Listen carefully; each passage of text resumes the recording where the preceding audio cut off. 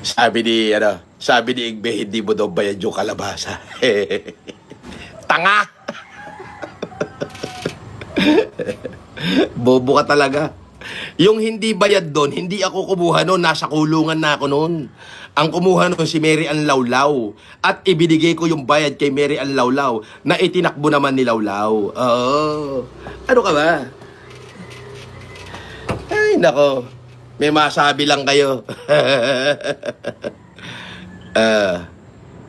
Sabi, new character unlock. Don Pepe. Yes, patay na yan si Don Pepe. Oh, dyan umi-score si Igbe. Kaya aatakihin ka.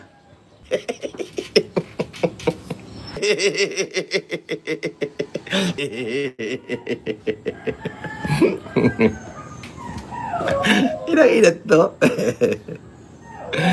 Pabobo, taka-taka.